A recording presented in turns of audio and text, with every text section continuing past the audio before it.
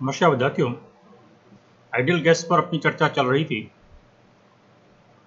आज हम बात करेंगे आदर्श गैस समीकरण में जो प्रेशर, वॉल्यूम और टेम्परेचर और गैस कांस्टेंट आर इनको यूज करते हैं, तो इनकी इकाइयाँ क्या हैं, यूनिट्स क्या हैं। क्योंकि जब हम न्यूमेरिकल प्रॉब्लम्स को सॉल्व करने के लिए कहा जाता है, तब इस बात की बहुत हमें ध्यान रखना होता है कि यूनिट सिस्टम हमारा सेम रहे, अर्थात सभी इकाइयाँ एक ही यूनिट सिस्टम में हो। सामान्यतः सवालों में सभी इकाइयाँ एक ही यूनिट सिस्टम में नहीं होती और हमें चेंज करना होता है। तो इसलिए हमें ये ध्यान में रखना पड़ेगा पहले कि इनकी इकाइयाँ क्या क्या हैं, कौन सी यूनिट सिस्टम में कौन सी इकाई यूज होती है और उसका संख्यात्मक मान क्या है। तो उस पर एक छोटी सी चर्चा इस वीडियो में करेंगे। प्रेशर के बारे में यदि हम बात करें,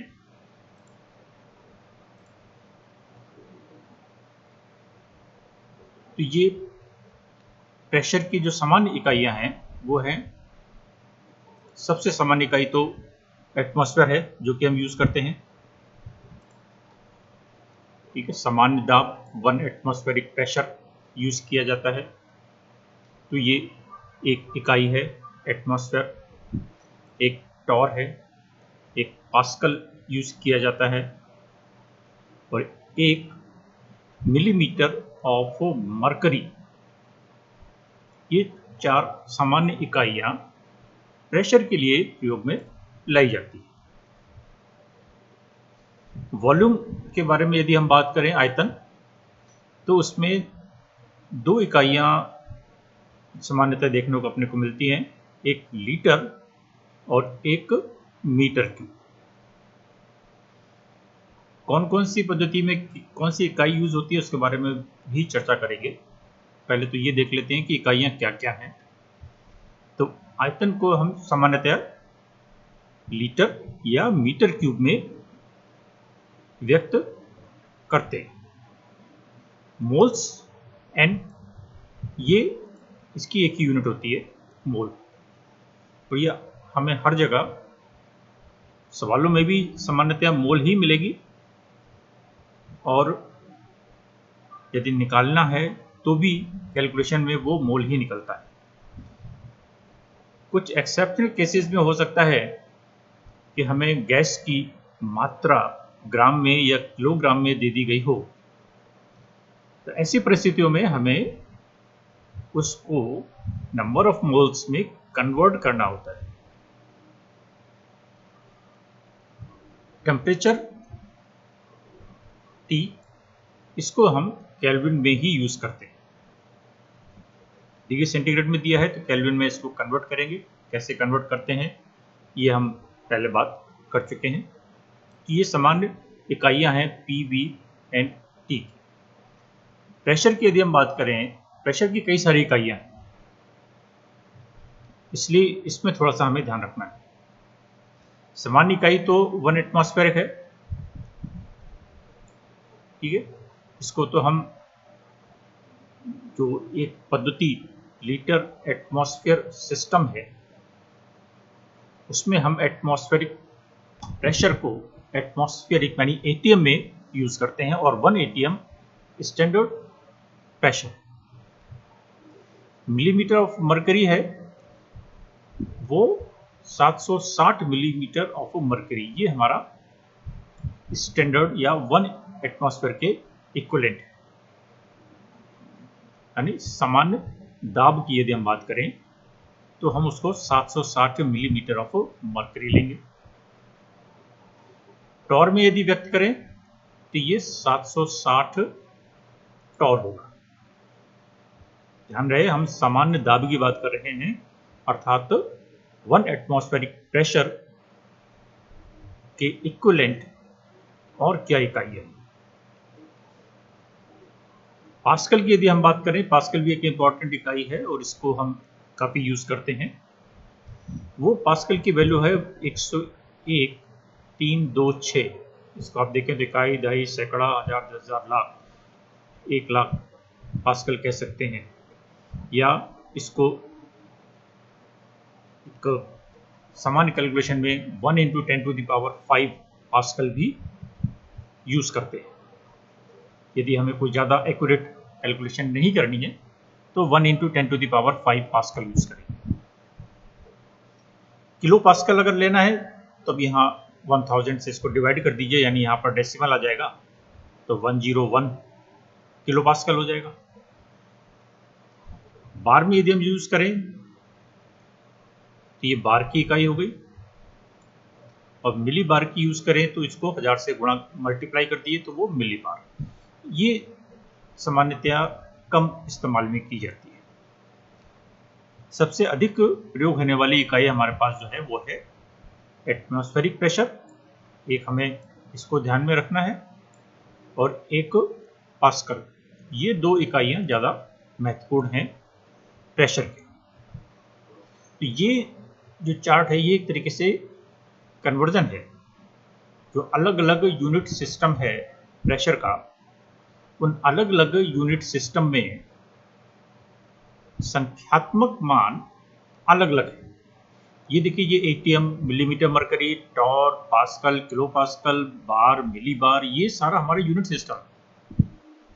और इससे पहले जो कुछ भी फिगर लिखी हुई है वो संख्यात्मक मान। तो आप देखेंगे कि अलग अलग यूनिट सिस्टम में संख्यात्मक मान अलग अलग है। इसलिए हमें बहुत ध्यान में रखना है कि यदि कोई कैलकुलेशन या सवाल करना है तो कौन सा यूनिट सिस्टम यूज करना है और उसके इक्विवेलेंट संख्यात्मक मान उसका क्या है, तभी हमारी कैलकुलेशन सही हो पाएगी। आर गैस कांस्टेंट है, ये बहुत महत्वपूर्ण टर्म है। इसकी भी हम इकाई निकाल सकते हैं, कैलकुलेट कर सकते हैं। यदि 1 मोल गैस है तो 1 एटमॉस्फेयर, जो कि हमारा नॉर्मल प्रेशर है, स्टैंडर्ड प्रेशर है, और 273 जो कि हमारा स्टैंडर्ड टेम्परेचर है, अर्थात STP पर, स्टैंडर्ड टेम्परेचर एंड प्रेशर पर, वॉल्यूम हम पहले चर्चा कर चुके हैं कि 22.4 लीटर है। किसका? 1 मोल गैस का। तो 1 मोल गैस का STP पर आयतन 22.4 लीटर होता है। तो यहाँ पर हमने वही सारी फिगर्स ली हैं, 1 मोल लिया है, अर्थात ये n की वैल्यू यहाँ पर 1 मोल है। एक इक्वेशन हम पहले निकाल चुके हैं, आइडियल गैस की इक्वेशन R = PV/NT या PV = nRT से। तो यहाँ पर हम वही प्रेशर, वॉल्यूम, n और T के मान रखेंगे। ठीक है, तो यहाँ पर हमने 1 मोल लिया है तो 1 मोल ले लिया, 22.4 लीटर इसका आयतन है तो ये हमने 22.4 ले लिया। 1 एटमॉस्फेरिक स्टैंडर्ड प्रेशर है तो यहाँ पर हमने 1 एटमॉस्फेयर ले लिया और 273 केल्विन ले लिया। तो यहाँ पर आप देखिए कि हमने जो यूनिट सिस्टम क्या पकड़ा है, एटमॉस्फेरिक प्रेशर के लिए और लीटर आयतन के लिए। ये जो मोल और केल्विन है ये तो सेम रहेगा, इसमें कोई परिवर्तन नहीं आना। परिवर्तन सिर्फ प्रेशर और आयतन की इकाइयों में आना है, क्योंकि आयतन की अगर आपको ध्यान हो तो हमने एक दूसरी इकाई मीटर क्यूब भी ली है, लेकिन यहाँ पर हम प्रेशर को एटमॉस्फेयर में और आयतन को लीटर में व्यक्त कर रहे हैं, तो ये हमारा लीटर एटमॉस्फेयर सिस्टम हो जाता है। इसकी हम गणना करें तो ये निकल के आता है 0.0821। तो यहाँ पर इसके दो हिस्से हैं, 0.0821 जिसको हम कहेंगे संख्यात्मक मान, और लीटर एटमॉस्फेयर पर मोल पर केल्विन जिसको हम कहेंगे यूनिट सिस्टम। तो ये हमारा R का मान है।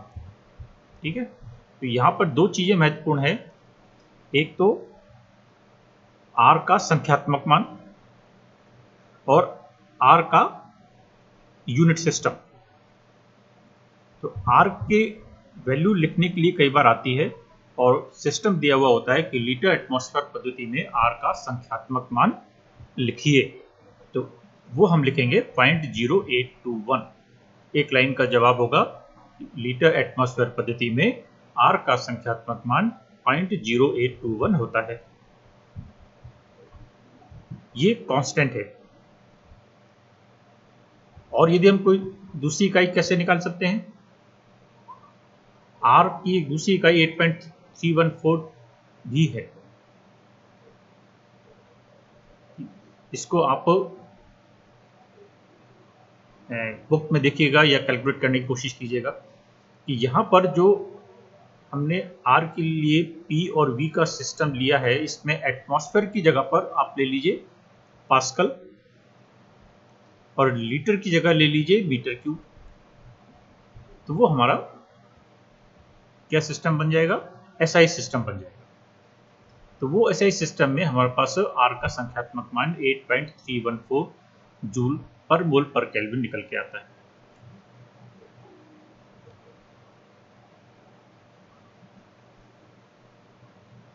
किलो पास्कल भी ले सकते हैं इसको, क्योंकि यहां पर देखिए ये हमने संख्यात्मक मान तो सेम है 8.314, यहां पर भी संख्यात्मक मान वही है 8.314 और यहां पर भी संख्यात्मक मान वही है 8.314।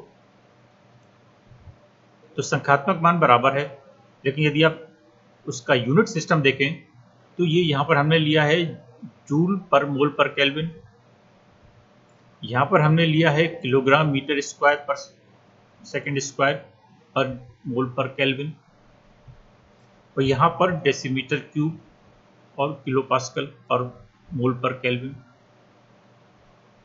ये सारी इकाइयां एक तरीके से सेम है।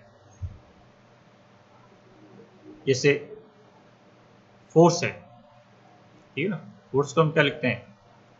F इक्वल टू क्या?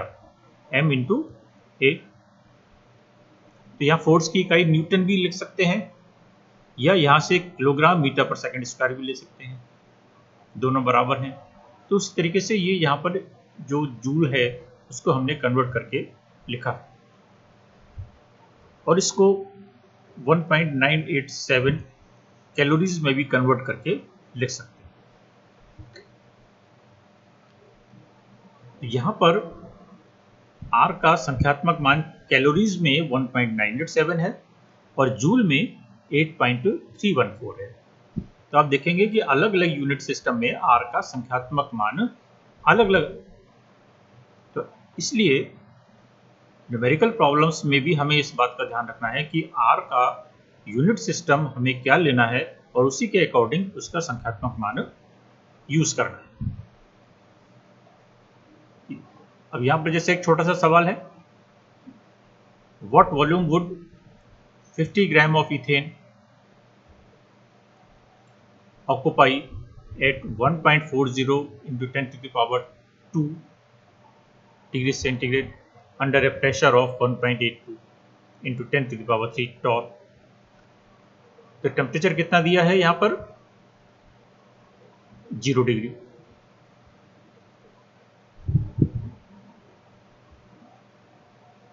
सो ये है 1 पॉइंट, देखिए कैलकुलेशन ये थोड़ी सी देखिए, ये लिखी है 1.40 into 10 to the power 2 यानी 140 डिग्री हो गया। तो टेम्परेचर 140 डिग्री, 273 जोड़ के इसको हम केल्विन में कन्वर्ट करेंगे। प्रेशर कितना दिया है? 1.82 into 10 to the power 3 अर्थात 1820 टॉर। इसको हम एटमॉस्फेयर में कन्वर्ट करेंगे तो ये आ जाएगा 2.39 एटमॉस्फेयर। तो यहाँ पर देखिए हमें जो प्रेशर की हमने डिफरेंट यूनिट सिस्टम में अलग अलग संख्यात्मक मान लिए थे, 760 टॉर का एक एटमॉस्फेयर होता है, तो इसलिए हमने इसको 760 से डिवाइड कर दिया तो वो एटमॉस्फेयर में कन्वर्ट हो गया। तो ये हमें कन्वर्जन यहाँ पे करना पड़ेगा। 50 ग्राम ऑफ इथेन, इथेन का फॉर्मूला है C2H6 दे रखा है, तो 12 दूनी 24 तो इसके हो गए और 6 इथेन के हो गए, तो 24 और 6 30, तो यानी टोटल कितना हो गया? 30, अर्थात 30 ग्राम का 1 मोल बनेगा। तो यहां पर सीधे सीधे मोल ना देकर बल्कि 50 ग्राम दे रखा है, तो इसलिए हमें उस 50 ग्राम को मोल में कन्वर्ट करना पड़ेगा। 1.67 मोल आ जाएगा।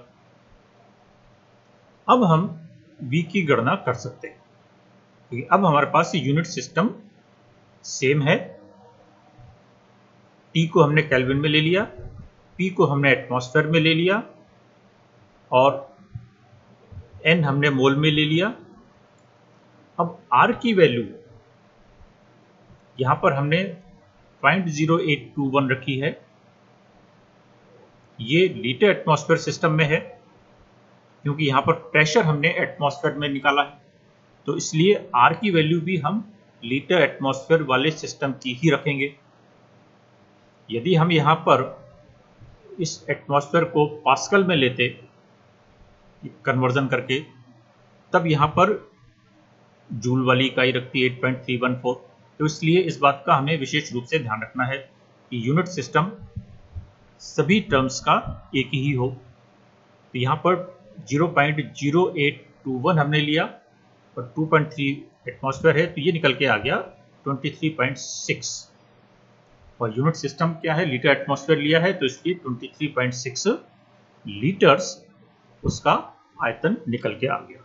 तो देखिए गणना तो बहुत आसान है कि कैलकुलेशन कोई बहुत ज़्यादा लंबी चौड़ी नहीं है, लेकिन जो विशेष रूप से ध्यान रखने की बात है वो ये 3 है कि हमें किस तरीके से दी गई फिगर्स को मैनिपुलेट करके कन्वर्ट करना है एप्रोप्रिएट यूनिट सिस्टम में, और फिर हम उसको अपने रिलेशन में रखकर जो भी वांछित कैलकुलेशन है उससे हमें करना है।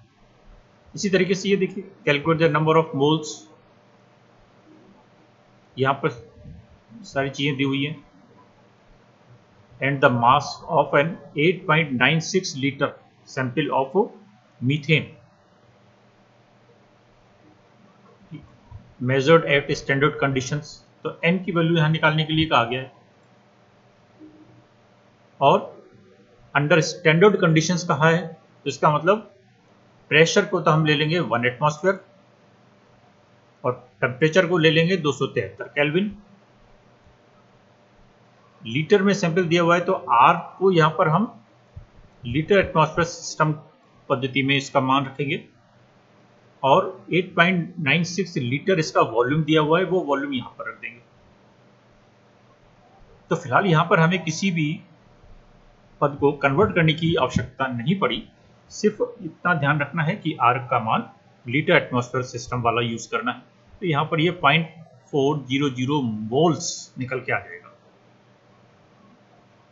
ठीक है, अब अगर इसी को हमें ग्राम में कन्वर्ट करना है, तो देखिए कार्बन कितना होता है 12 और हाइड्रोजन होता है 4, तो 12 4 16, यानी 16 ग्राम का 1 मोल बनेगा। तो ऐसी स्थिति में यदि हम इसको 16 ग्राम से मल्टीप्लाई कर दें, तो वो ग्राम में उसकी मात्रा निकल के आ जाती है।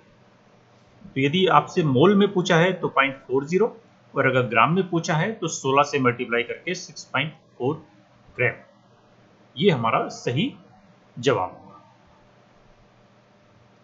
इसी तरीके से एक ये सवाल है, तो ये छोटे छोटे सवाल आपको 1 नंबर में या 1.5-2 नंबर में मिल सकते हैं।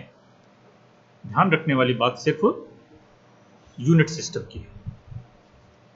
डाल्टन्स का भी नियम होता है, Dalton's law of partial pressure भी है। ये क्या कहता है, कहते pressure exerted by a mixture of gases is the sum of partial pressure of individual gases। यदि 2 या 2 से अधिक गैसों का मिश्रण है, तो ऐसी स्थिति में हर इंडिविजुअल गैस के द्वारा डाला गया दाब, जिसको कि हम पार्शियल प्रेशर कहेंगे, उसको ऐड कर दें तो वो उस गैस का टोटल प्रेशर निकल के आ जाता है। ये डाल्टन्स का पार्शियल प्रेशर का नियम। वेपर प्रेशर की भी हम बात करते हैं। वेपर प्रेशर क्या होता है, यदि किसी कंटेनर में हमने कोई दाब वो लिक्विड रखा हुआ है, तो इसमें क्योंकि वेपोराइजेशन की प्रोसेस चलती रहती है, तो यहाँ पर हमें ऊपर खाली स्थान पर मॉलिक्यूल्स उस द्रव के मिलेंगे जो कि उस पर दाब आरोपित करेंगे, वो हमारा वेपर प्रेशर कहलाता है। क्या हो गया? Pressure exerted by a substance vapour over substance liquid. जो द्रव की सतह है उस पर उसकी वाष्प के द्वारा डाला गया दाब, ये वेपर प्रेशर या वाष्प दाब है।